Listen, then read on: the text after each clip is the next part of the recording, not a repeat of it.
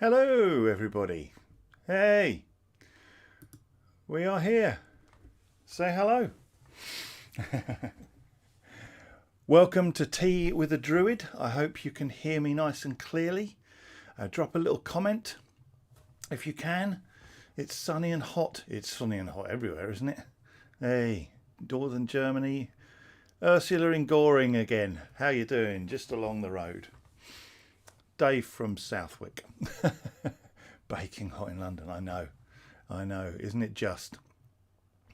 I hope you can. Good evening, Louisa. Hello, everybody. There we are. Portugal, New York, USA. Storm brewing outside. Oh, there you are. Hello from Germany. Hi from Edinburgh. Wonderful. North Carolina. Oh, wow. This is fantastic, as usual. Lonnie. oh God, the comments are going up so fast now. I think what I'm doing is I'm getting comments from both of Philip's pages, both of my pages, and both of Obod's pages, and they're all just going, woo! Germany, not sunny. Oh, well, that's probably good. Washington, Utah. Greetings from no, it's gone. It's gone. Ardnamurchan, yes. East Yorkshire, South Wales. Well, hello everybody. I'm just letting people join.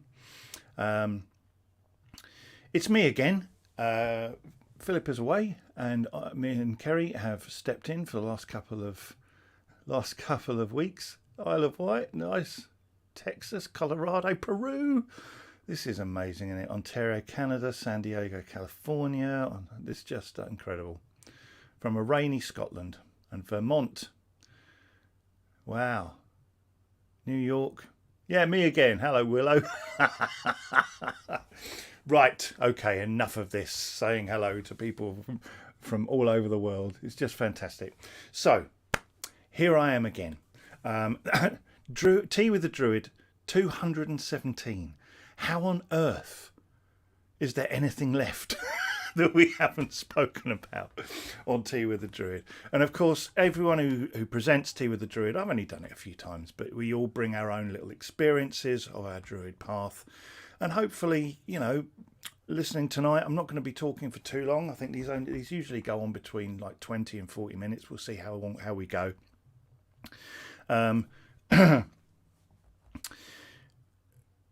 Completely lost my thread already. Yep, squirrel. Pete, lovely. All right, stop looking at the comments. That will help. What should I do? Right. We are gathered here. So, if you are sitting comfortably, let's begin the evening together. We'll take some breaths together just to centre. And then I will do the swordy bit that I do with the Order's Sword at our gatherings, and that I've taken to do whenever I present Tea with the Druid.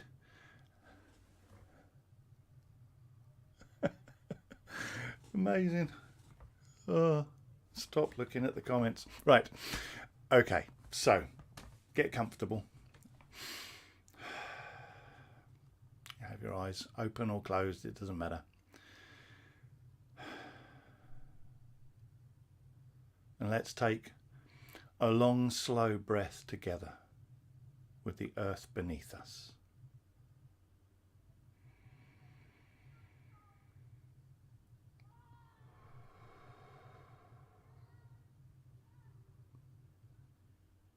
And a long, slow breath with the sky above us.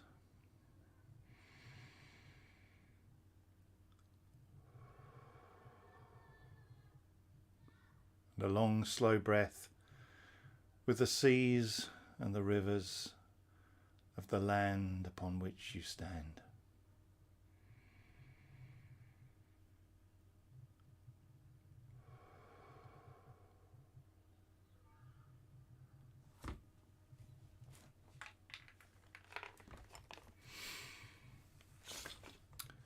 Behold this, our Order's sword, drawn from the lake of still meditation, and returned to it again, ever sharp and ever with us. should our lake be stilled.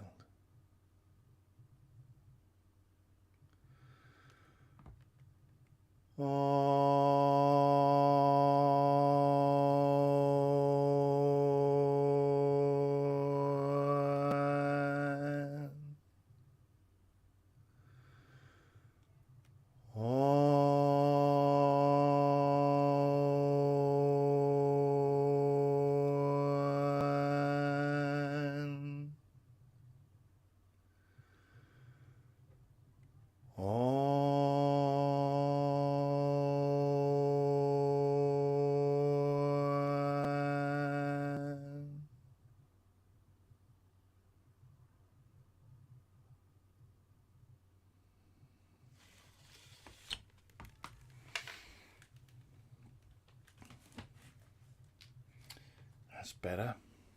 Landed. And I always find that the silences between the owens are as powerful as the actual owens themselves. Okay, so what am I going to talk about tonight?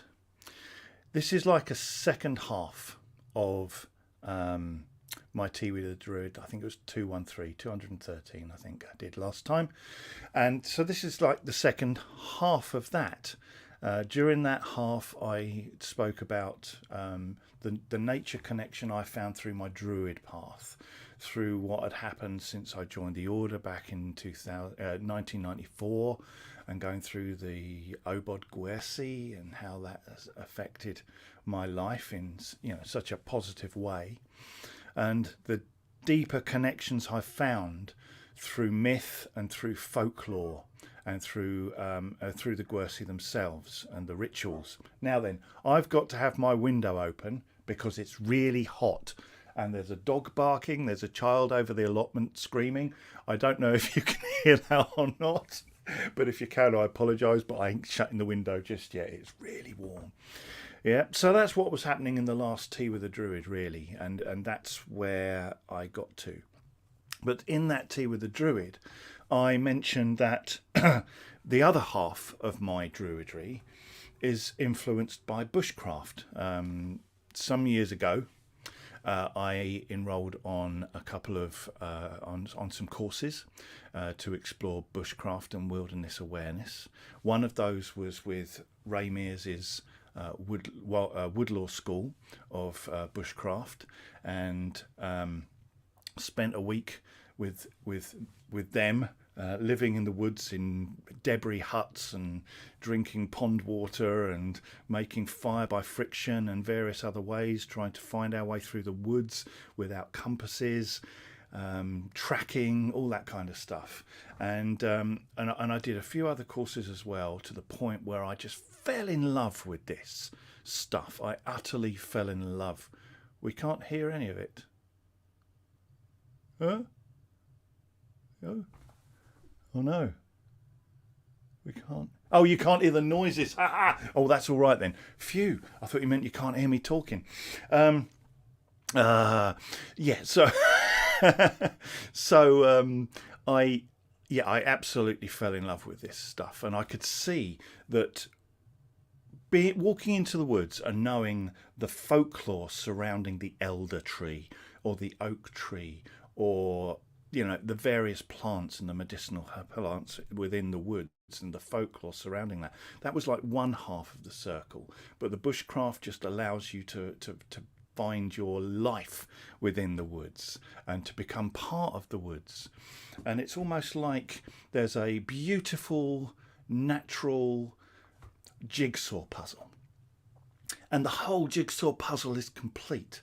Every single part fits in with everything else. And all of those different parts of that jigsaw puzzle are like different animals, birds, plants, trees, and they fit in with each other. And there's a symbiotic relationship where, everything seems to eat everything else, yes, but there's something going on that keeps it together as one whole. And then there's one piece of the jigsaw puzzle missing, and that's us.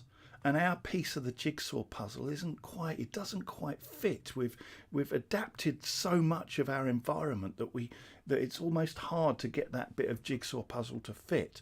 And to me, bushcraft, druidry and wilderness awareness just makes the shape of that little puzzle part enough so that when you walk into the woods you fit in, and it creates the whole, and you as a human being fit in with everything else absolutely beautifully to create the full picture of the natural world. And so what I'd like to share with you tonight are a few bits and pieces. Where did I get my shirt? Ages ago. Don't ask me a question. You know I'm blonde. I'll just go off on a tangent.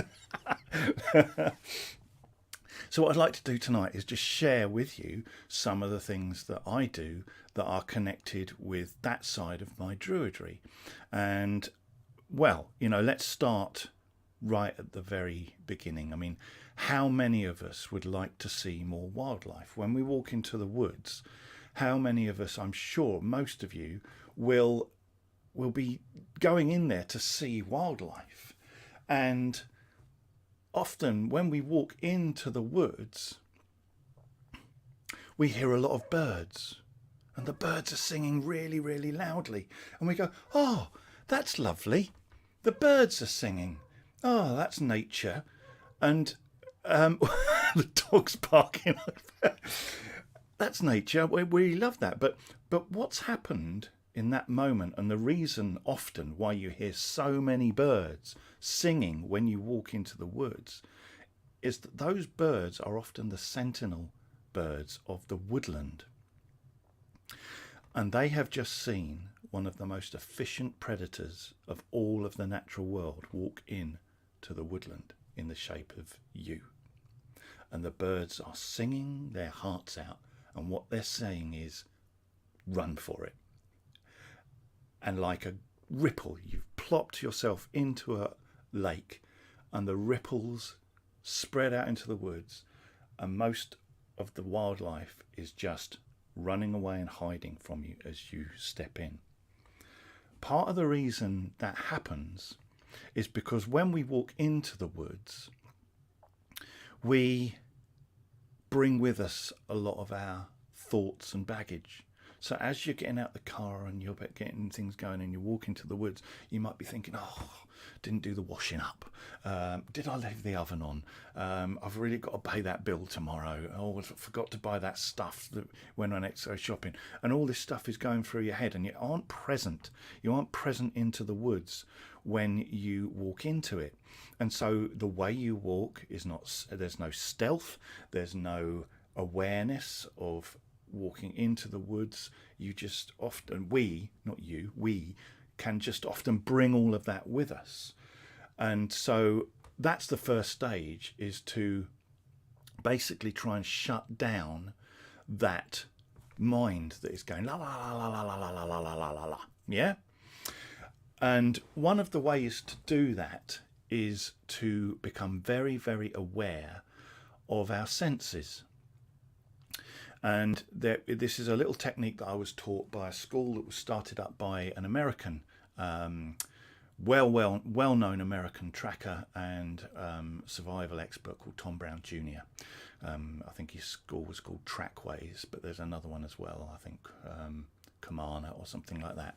They're all still going, but this I think was developed by Tom Brown Jr. And so it's something you can try with me right now, if you would like, because it's quite amazing. It would help if we were outside, because there are some senses, like if you're in a room and there's no movement of air, it might be hard to pick up these different parts of the of your senses. But we'll have a go, and what I'll do is I'll show it to you, and then next time you go out, before you get to that sort of space, just try these little things. So the first thing I'd like you to do, wherever you are, you can stand up or you can sit down, it doesn't really matter.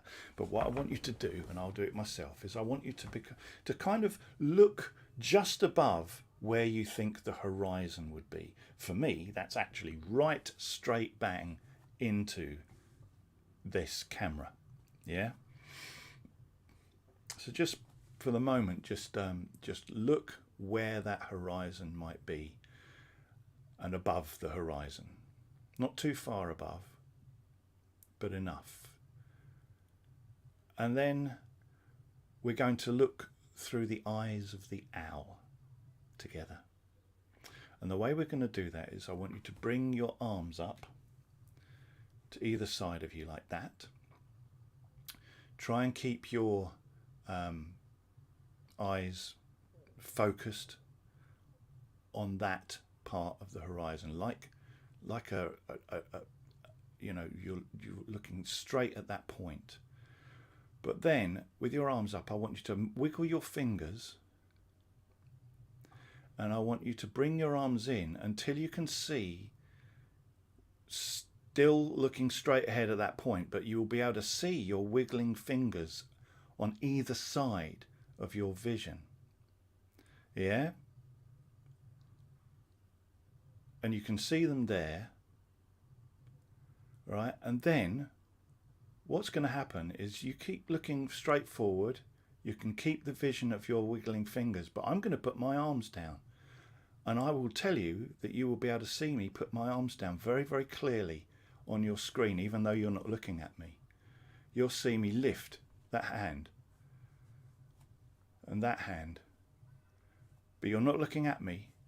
Suddenly you see in a wide angle, they call this wide angle vision, and that is seeing with the eyes of the owl.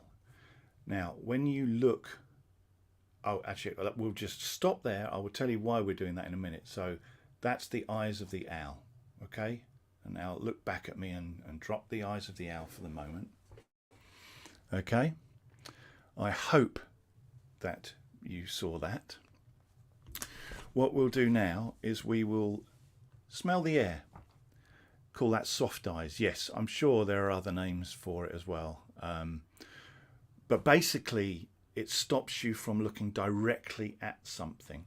And when you walk through the woods and you're holding wide angle vision, or the eyes of the owl, you can basically look at the path, but you can also look at every other bit of the wood around you, and you'll see little bits of moving, you know, leaf and twigs that are moving like that, and you might even see like a fox just dart underneath something, but you'll see it out of the corner of your eye, and you will see it out of your corner of your eye far better than if you were looking straight at it, because when you're looking straight at something, that's the only thing you can see.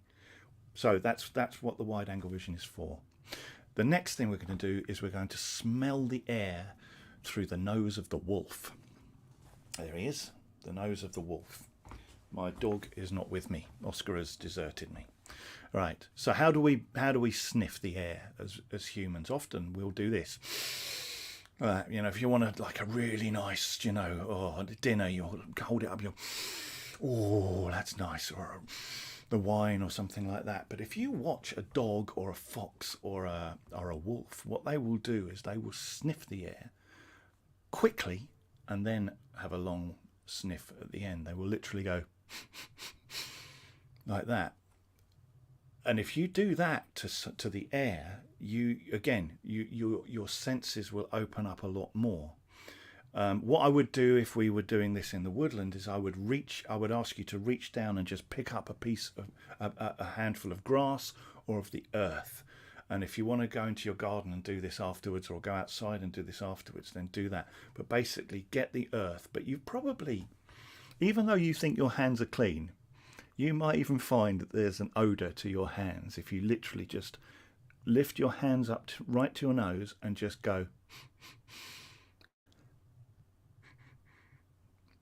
Yeah, I mean, I've got soap because I'm clean. but if you had covered your hands in earth, you would really feel the you know, you'd smell the earth really deeply.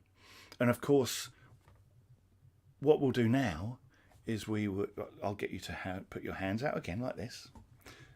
Look at that point ahead of you. Bring your fingers in so you can see the wide angle vision,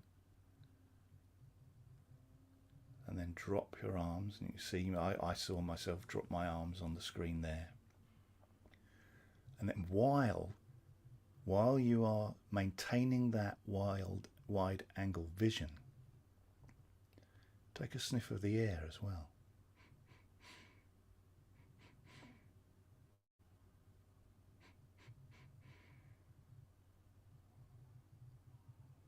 And there you have the eyes of the owl, and you have the nose of the wolf. Yeah? Of course, it's not going to work as good if you're in a room, but maybe straight after this, head outside and you will feel the difference. You will know the difference. Okay, next thing we're going to do is we are going to listen with the ears of the hare.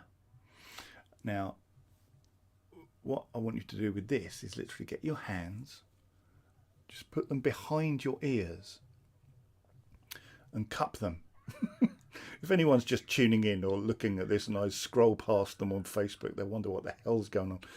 But I bet you can already hear the difference just by cupping your ears like this. And you can actually direct your ears and direct your hearing through different parts and two completely different directions by doing that. And once you've got it kind of locked in and you can hear me there talking away, and you might want to talk yourself so you can hear the difference between this voice and this voice. It's very distinct. So now, and that will allow you to hear with the ears of the hare. And the final thing is to feel with the skin of a baby. And this gorgeous organ that covers our entire body is such a sensitive sense organ that even by, maybe not here, now even in this room, because, you know, even in this room, if you just roll up your sleeves, if you can, and create some actual skin and just sense your skin. And even in this room with one window open, when I become aware of my arms, my skin on my arms, I can feel the very, very slight movement of air. I can even tell which direction the air is coming from, which direction the breeze is coming from, which you wouldn't necessarily think you could do until you become aware of it. And so let's bring that together, those four senses. All right, put your arms out like this. Again, focus just above the horizon, wiggle your fingers, bring them in until you can see them moving on the edges of your vision. Don't look directly at them or away from that point on the horizon, and just bring them down, and then you'll be able to see all parts of the area in front of you.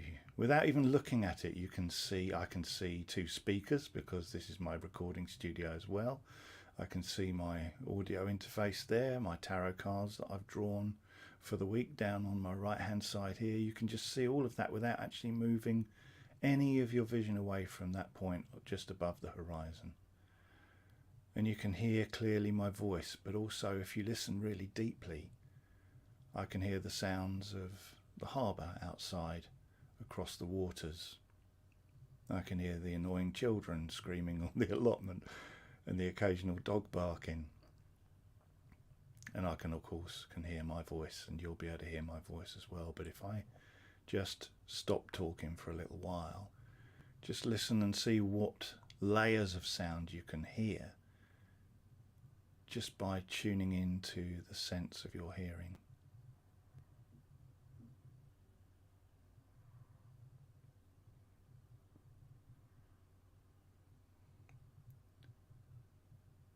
And while you're doing that, just maybe smell the air as well, and just become aware of any movements of air on your skin as well.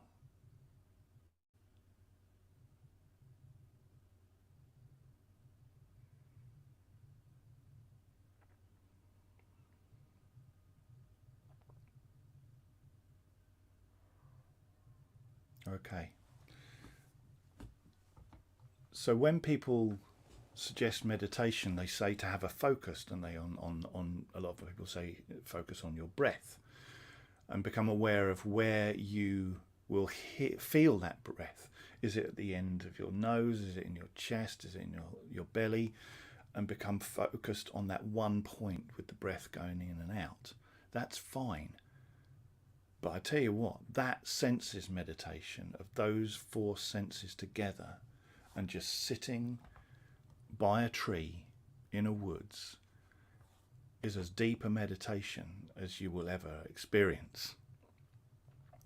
Which brings me to the next point, is to find, if you can, what they call a sit spot. It can be somewhere in a woodland, it can be in a park. It doesn't need to be marked on a map, it doesn't need to be a sacred site or anything like that that is recognised on maps as a sacred site.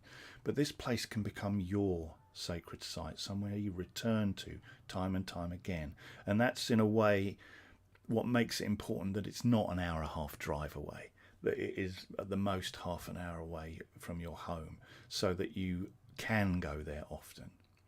And when you go there and you sit down, if you slow down as you walk into the woods, do that meditation a little bit, even when you just hook up at the outside of the woodland, just to slow everything down, just to get all of those thoughts out of your head, because there's no way you can think about washing up when you're doing that senses meditation. Yeah. There's no way. It just shuts all of those voices down. It's miraculous at doing that. I find it far easier to enter into a meditative state doing that senses meditation. I do concentrating on my breath, for instance. But then if you walk into the woods and you've let those thoughts go and you are far more part of the woodlands, you probably won't hear quite so many birds. You'll be treading slightly lighter. You won't be heavy on your feet. You'll just be you won't be looking at one thing either. You won't be focused in on one thing. You'll be looking all around with the wide angle vision as you walk. Then when you get to your sit spot, or the place where you gather in your space, your sacred space, if you sit there utterly still, continuing that senses meditation for 20 minutes, what happens is the place will forget you're there. It really will just forget you are there. And everything will suddenly start going back to as it was before you arrived. And so just sitting there with your wide angle vision, suddenly you might see a movement over on your left hand side of a fox or a badger or a bird just falling down. Now the instant reaction is immediately to turn your head and look straight at it. And I'll tell you a story. The first time I was taught wide angle vision and these senses meditation, I was taught also a way of walking called the fox walk, which is a stalking walk. And I literally, at the end of this garden, a blackbird flew down and landed at the end of the garden. I thought, well, let's see what happens. So I engaged the wide angle vision and I just started walking very, very slowly towards this blackbird. And I got within 1.5 meters of it. And then in my head, I suddenly went, oh my God, this works! And immediately my wide angle vision just went straight down, looked straight at this blackbird, looked up, and it went, ah, and just flew off. And it wasn't even aware I was there. And that's how these things can work. So yes, that's that's what I would say to use if you can, and you will see a lot more wildlife. What's this to do with Druidry? Somebody might ask. You know, that you're looking at this maybe on the Order of Bards, Ovates and Druids page. What's this to do with Druidry? And for me, this is everything to do with Druidry. Druidry isn't something I put in a box over there and the rest of my life is not my Druid path. The whole thing is my Druid path. You know, my choices of what I buy are part of my Druid path. Everything is part of this. But the nature awareness to me is exactly, to me, what Druidry, my Druidry, is all about. And I think if you look at our myths, if you look at some of our gods of the Celtic pantheons and other, and if you look at even the poems of Taliesin, of Myrddin, of Amagin, you will see that that is what they were after as well. That is what they were seeking as well. And so Taliesin's poems, you have loads of, like, my king is fantastic, he's wonderful, wonderful, yes. There's loads of those. There's loads of, yes, the battle was terrible and we won and it was a victory, my king is wonderful. There's loads of those too. But there's loads as well that just are, like, I call them keys. They are keys to a mystery held within the natural world that we may not be able to see without these kinds of techniques and the commitment and the path of Druidry. I'll do a poem now. One of Taliesin's poems. This one is called the Canagwint. It's called, and I think I'll remember it. Unriddle me this, if you can. I was before God's flood, without flesh or vein or bone. Headless, footlessly I stride, nothing's child, never born. When my breath stills, I am not dead. No older now, nor ever young, I have no need of beast or man. Sea whitener, forest piercer, handless I touch a whole field. Time's partner, youth's partaker, and as wide as the wide earth is wide. Unequalled, masterless, never prisoner, landless, invisible and blind, solitary and brash of manner, gentle, murderous, yet without sin. I am no repairer of disorder. I am wet and dry and weak and strong. What am I that the cold moon fosters with the ardour of the sun? It's a riddle. It's a riddle written by Taliesin, the poet, the bard inspired by the Awen of Ceridwen's cauldron. And what is the answer to that riddle? The wind. It's called Ganagwint, the song of the wind. And if you look at a lot of other of Taliesin's poems and the Mabinogi, they are keys to the natural world. They are keys to understanding the cycle of the seasons and also the hidden parts of the natural world of Anuvan, of the not world or in world, that I still see as part of the natural world. I mean, Richard Dawkins might not, but I do, you know. And so those things to me are keys. And it's like we spend a lot of the time picking over the keys rather than using the keys to see what Taliesin saw. What was it quote I heard once? Seek not to walk in the footsteps of the people of old. Seek what they sought. Yes. And these things help me to seek what they sought. They help me to use the key. Let me see. Is there anything else? Yes, there is something else. You might like to see some of my bits of kit that I take with me. This is my crane bag. I've emptied it. In here I have one of these. Yeah, this just goes with me when I go into the woods, and it's a tiny little spyglass, but it's a beautiful little pocket one. You can get these very cheaply, and they fit into your crane bag. The other thing I've got is a beautiful French. It's an Opinel number 8, and these are probably one of the best bushcraft knives you can buy. That fold. I also have this little beastie here. This is a little striker light, and it's all you do is you just scrape it down here, and sparks fall down, and they will fall upon birch bark, which is full of beautiful oils and resins that take a spark very easily. And that is how you can make a natural fire. Wouldn't recommend that right now at all, making any kind of natural fire in a woodland. Leave that well alone. But and this is my little tinder box. So in here I have tinder, and this little black thing here, you can see there is what they call a cramp ball, which is an awkward name, or a King Alfred's cakes. It's a little black fungus that grows on the underneath of dead ash trees.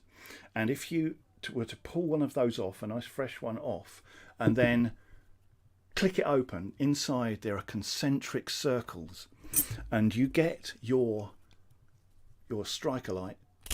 You do that a few times on the King Alfred's cakes, and it will take a spark like a really beautifully saltpetered infused charcoal disc. It's like, and you can put your incense on there as well. It's you know, and that, if you drop that into a tinder bundle and blow on it, you will make natural fire. And the other thing I have here is this is my little bag, and in here I have dried vervain that I gathered from our garden, and this is like my offering bag. So if I want to leave an offering for something, then I always have that on me as well. And what else can I recommend you? Well, I would recommend you this new book as well. Ray Mears' We Are Nature, How to Reconnect with the Wild. It's a fantastic book, and it contains a lot of what I've spoken about tonight. What else? This one as well, Finding Your Way Without Map or Compass, which is another fantastic book of natural navigation. Things like where the ant's nest is, believe it or not, can tell you which directions there are. The moss on certain sides of trees can tell you with the directions where you are in the woods. So I think that's kind of it. I haven't drunk any tea. I've got coffee here, so cheers. I haven't been reading your comments, I'm afraid, because I've been trying to focus. But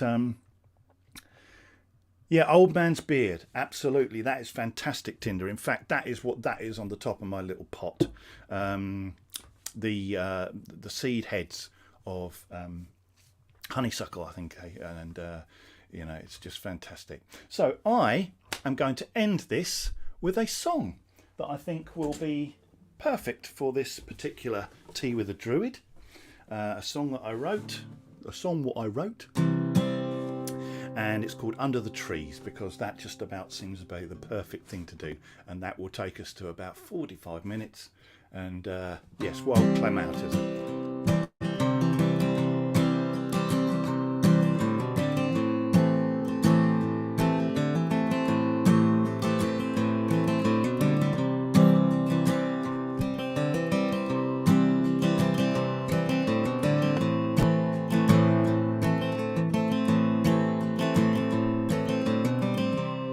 Driving home at night in the company of a storm,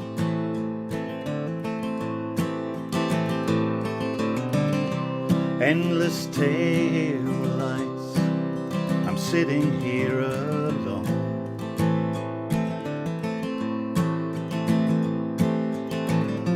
Another day gone by, where do they all go?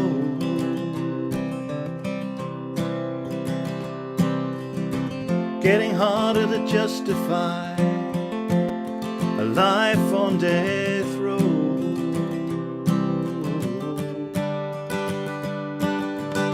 I wanna go where I can heal my soul, talk to the wisest people I know, and I will go. The soothing sound of forest leaves, and all my troubles start to ease. Forgive me, please, you will find me under the tree.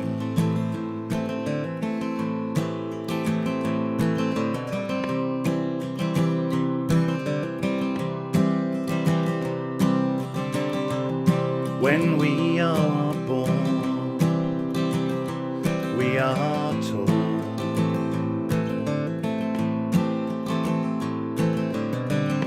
You're part of a great machine, no chance of parole.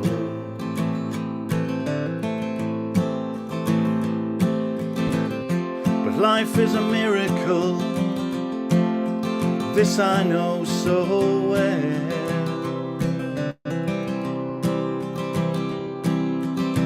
Getting harder of my prison cell.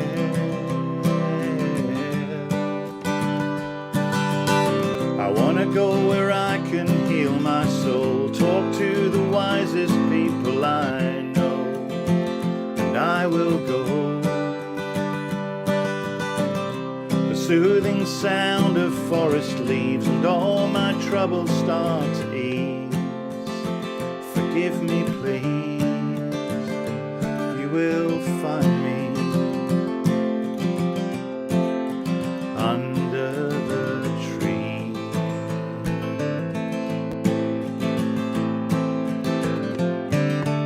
And I know that it's true, it's so much harder to do than to say. All that I can say to you is come and meet me there too. You know the way. I wanna go where I can heal my soul, talk to the wisest people I know, and I will go. The soothing sound of forest leaves and all my troubles start to ease. Forgive me, please. I wanna go where I can heal my soul, talk to the wisest people I know. I will go. The soothing sound of forest leaves and all my troubles start to ease. If you agree, come and join me under the tree.